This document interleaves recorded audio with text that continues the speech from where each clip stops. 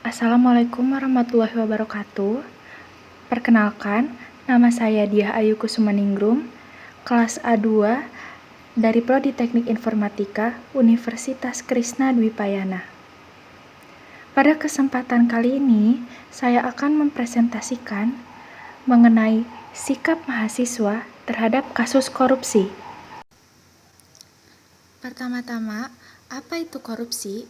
Berdasarkan Undang-Undang Nomor 31 Tahun 1999, korupsi adalah tindakan setiap orang yang secara melawan hukum melakukan perbuatan memperkaya diri sendiri atau orang lain atau suatu korporasi yang dapat merugikan keuangan negara atau perekonomian negara.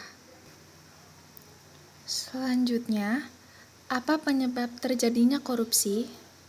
Menurut teori willingness and opportunity, korupsi bisa terjadi bila ada kesempatan akibat kelemahan sistem atau kurangnya pengawasan dan keinginan yang didorong karena kebutuhan atau keserakahan.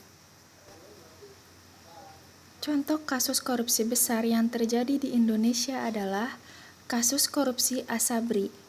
Saat ini ada 12 tersangka dalam perkara dugaan korupsi Asabri. 8 tersangka telah beralih status menjadi terdakwa. Mereka tengah mengikuti persidangan di Pengadilan Tindak Pidana Korupsi Jakarta. 8 terdakwa tersebut adalah: yang pertama yaitu Jimmy Sutopo selaku Direktur Jakarta Eminent Investor Relation. Yang kedua Beni Sukorojo Saputro selaku Direktur PT Hansor International.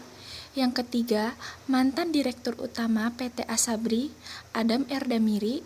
Yang keempat, Sony Wijaya. Yang kelima, BS selaku Direktur Keuangan PT Asabri, periode Oktober 2008 sampai Juni 2014. HS selaku Direktur PT Asabri, periode 2013 sampai 2014 dan 2015 sampai 2019. Heru Hidayat selaku Direktur PT Trada Alam Minera dan Direktur PT Maxima Integra. Dan yang terakhir yaitu LP sebagai Direktur Utama PT Prima Jaringan.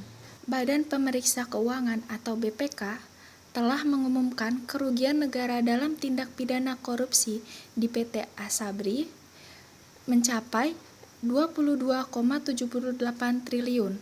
Kerugian negara ini timbul akibat adanya kecurangan dalam pengelolaan keuangan dana investasi PT Asabri selama periode 2012 sampai 2019. Sikap terhadap kasus korupsi.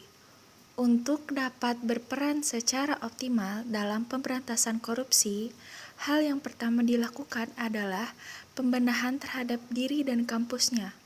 Sebagai seorang mahasiswa, harus bisa mendemonstrasikan bahwa diri dan kampusnya bersih dan jauh dari perbuatan korupsi. Sikap yang saya tanamkan pada diri saya yaitu: 1. Banyak bersyukur. 2. Mendekatkan diri pada agama dan Tuhan. 3. Bersikap jujur. 4. Menumbuhkan sikap tanggung jawab.